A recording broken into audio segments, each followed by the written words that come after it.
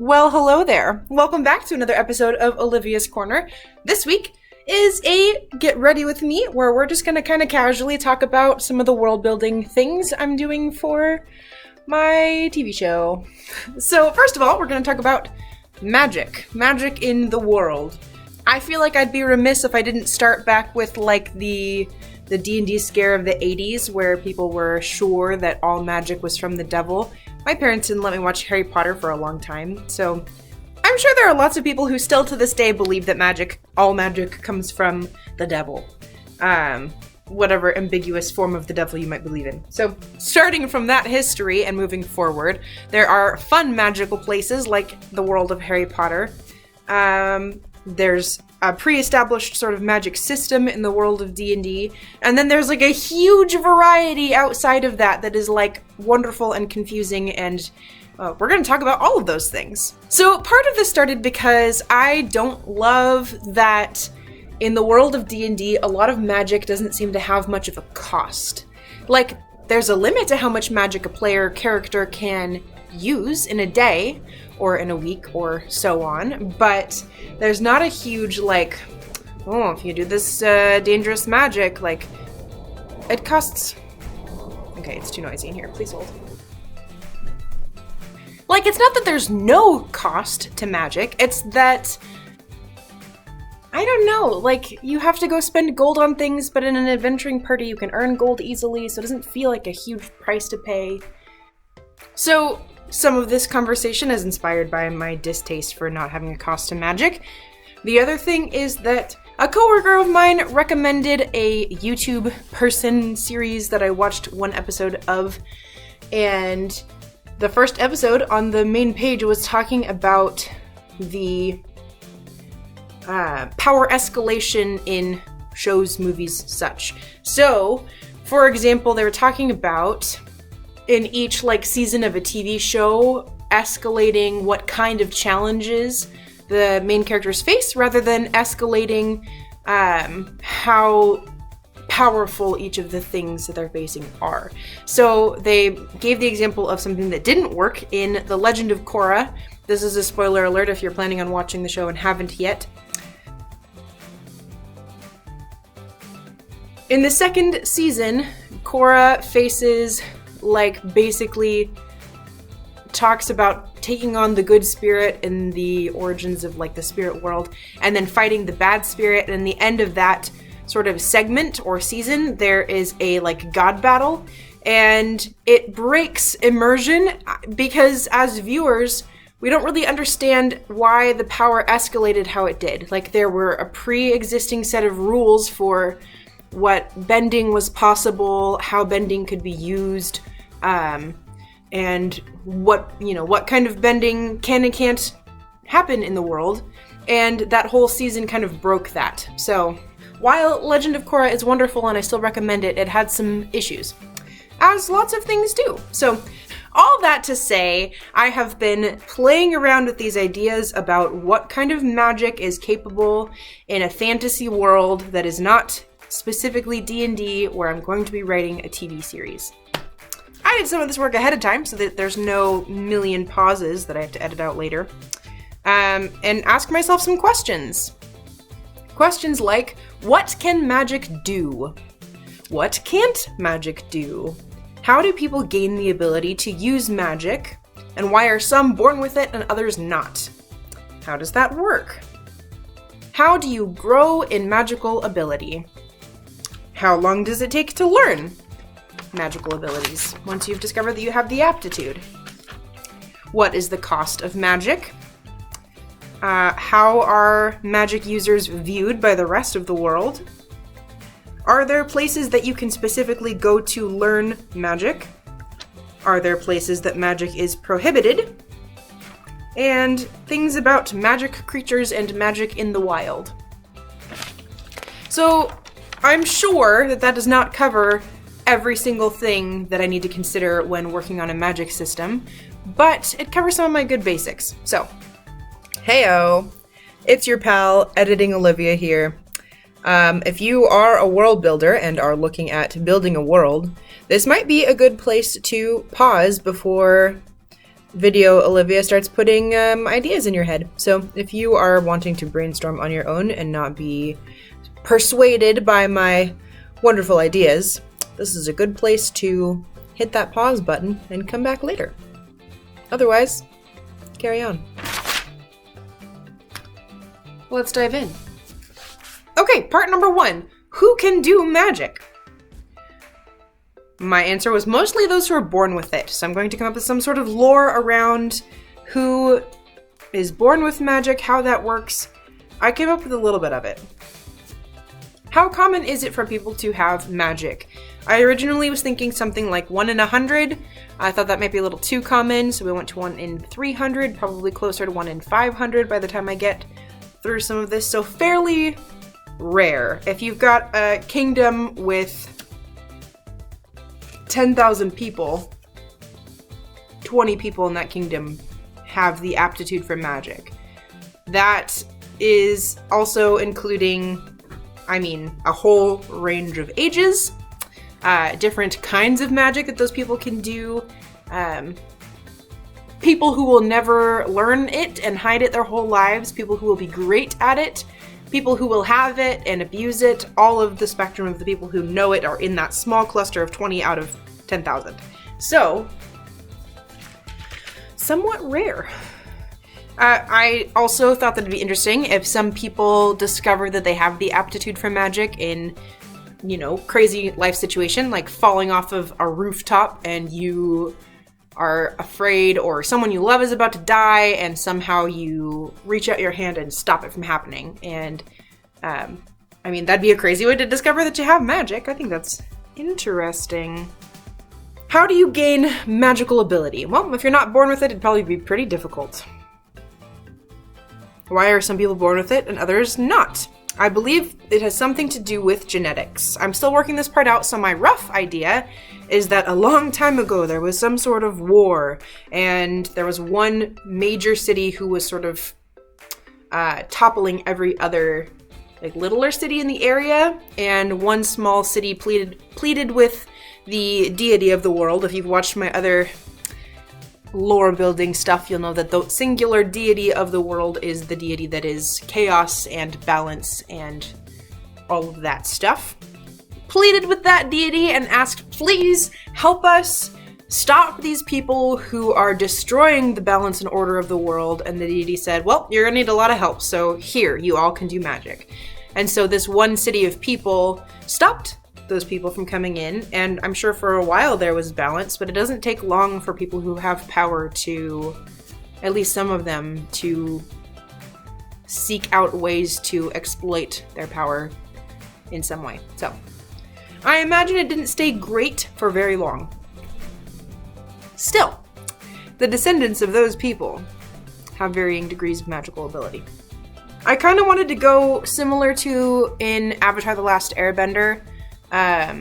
There was sort of a concept that most people who were benders could just practice and get better. There wasn't like a place where there were really people who were terrible at benders, or terrible at bending, had very little magical ability, versus like people who were just born with a huge amount of ability, other than the Avatar, of course. So I don't know that I like that everyone gets to start on equal footing, and it's what you do with it that promotes whether you're going to be good at it or not. So I do imagine that there will be some people who will exploit the way that power can be gained in damaging ways, or in, like, people will go to extremes to try to gain more magic ability. I don't know. That's what I was trying to say. There's no weaker or stronger benders or magical casters naturally, though different things can be done to be able to do stronger magic at a cost. Next question is, how do you grow in ability? I kind of decided that you could, like, in some places, that if you're a magic bender, you could train at some sort of school, you could seek out mentors of some sort, and then I think later I decided that schools and institutions that would teach magic have been disbanded for some reason. More lore to be developed there. But there is no Hogwarts here. Maybe one of the seasons is someone starting up a Hogwarts-ish or Umbrella Academy-ish place where gifted youngsters can go learn. I don't know, it's probably better than leaving them out on their own with no mentor to be terrified of themselves. Like, that's shitty. How long does it take to learn? Well, it depends on the person. People who are self-taught probably take a little bit longer, even if they're really diligent, because there's nuance that can be really impactful. If you have a good teacher of magic in some way, probably doesn't take as long. Still a couple of years, I'm sure, to master forms of magic. What is the cost of magic? This is a thing, like I said in the beginning, that I really want to spend some time working on. So I have a brief answer that there needs to be a cost. That it needs to be components and cost need to be relative to the spell that is being cast. So D&D does have a components cost, but I don't know. Most of the time you can just buy your components in a shop. Maybe what I'm looking for is that they don't sell components anywhere. You have to go out and get them somewhere. Specifically, I was a little bit inspired by the Witcher TV series. Again, this is going to have some spoilers, so if you're planning on watching the Witcher series, which I do recommend, you might want to skip this part. In The Witcher, there is a part where one of the characters is learning how to control her chaos, which is like their magical abilities. And the students of magic are given a rock and a small flower. And the instructor demonstrates that she picks up the flower and with her mind, without using her hands or anything, makes the rock levitate. And as it does, the flower blackens and crumples and dies. So there is a cost to making the rock rise. And I loved that. That was a wonderful example of having a visible, obvious price to pay. And that whole series does a great job. This is not a spoiler, hopefully. Further down the line of continuing that same concept, showing that there are consequences for using larger magical things. Next question is, how are magic users viewed? So, I think it depends on the ability of the person. It depends on a lot of things. How the people that are viewing the magic user have experienced interactions with or heard legends of other magic users. I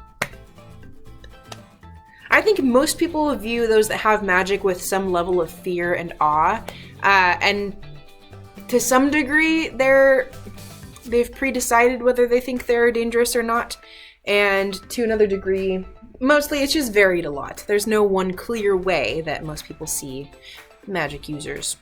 I imagine in some places magic is outlawed and those who cast magic are hunted, but because the continent that I've created is so widely varied, magic users could easily flee their homeland and go find somewhere else where they're more accepted, so to speak. Along this same vein, I wanted to share a piece of music that I've been listening to that I love along these veins. So there's a song called Soothsayer by Zach something. And it's like low and haunting and like ominous and epic, and it builds really well. It's great. Oh, I love it. It tells a whole story really well in one song. Recommended. But in this song, it talks about a woman who discovered that she had the gift of foresight. She was a soothsayer, someone who's going to speak the future to people. And eventually, people flocked to her wanting to learn the future because some people think that's a good idea. And a lot of people didn't like what she had to say and eventually started to blame her when things went wrong. And it didn't feel like a gift anymore. It felt like a curse to be carrying this ability to see the future when all of these people were just going to hate her for it. So it's an interesting take on magic and such. I love it. Are there places where you can learn magic? We touched on this a little bit. I think that in this time frame where the story begins and takes place, there's going to be no institutions or things like that that are like good for community of magic users, so there's not great ways to communally learn magic. I do think there are going to be lots of mentors all around the continent with varying abilities and degrees of trainedness, where people who are new to using magic could potentially go seek them out and implore them to teach them in some capacity. Are there places where magic is prohibited? Yeah, I imagine so. We touched on that earlier a little bit. I imagine there are cities that have been like attacked or sieged by groups of magic users, and even if it's been several hundred years since that happened, kind of like in the TV show Merlin from BBC, there's like 5 seasons, it's adorable, I recommend it. There is a king who says, "You didn't know the old ways of magic. You didn't know how people used it to hurt people. Magic is prohibited and will kill anyone who uses magic." That's very harsh, clear line there for magic users.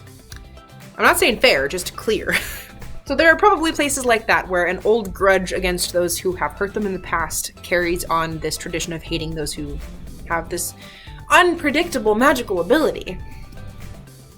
I say that with sarcasm because in my heart, I believe that people are people, and that if you just made a good relationship with a magic user, they probably won't burn your city down. Like, you know, it's that whole like reaching out towards people that we don't understand thing. Anyway. Okay, that's most of the topics. The final one is one that I did not explore very much, other than to say yes, it exists, and that is magical creatures and magic in the wild. I imagine that the world is full of magic, and that there are probably lots of extinct magical creatures because people chased them for sport or chased them because they were dangerous and killed them all, so they're either very rare or extinct. But there are also probably magical creatures that have been harmless or have been hidden pretty well that have thrived in a world where the forest is nature-y and magic-y and all sorts of things. So then I asked myself, of these magical creatures and in the magic in the wild, what do these creatures have to offer? It's still a great question. I kind of have to decide which creatures exist. And of course, in the wild, as most people do, there's like ways that you can learn to use magical or medicinal herbs and plants and such for your own purposes. I imagine that's possible. But they require magic or talent in some way to activate them. You can't just find them and use them. What do you think? This has been a comprehensive study of, and I guess not study of, this has been your episode on discussing magic and how it functions in the world of my TV show. I hope you appreciated this little insight into my brain and how everything's going in planning this stuff. Yeah. Thanks for coming along for this lore building, world building thing. That's it for now. Please feel free to comment. Tell me if you think of certain magical creatures that definitely need to be in this world, or ones that are very overdone and should not be in this world. I love your insight and feedback. Thanks for coming along, and I'll see you next week. Okay, bye.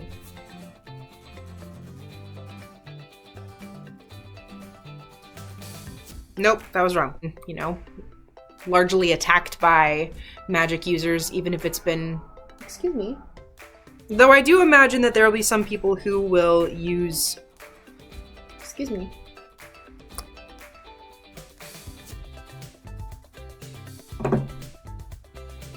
I have cool friends.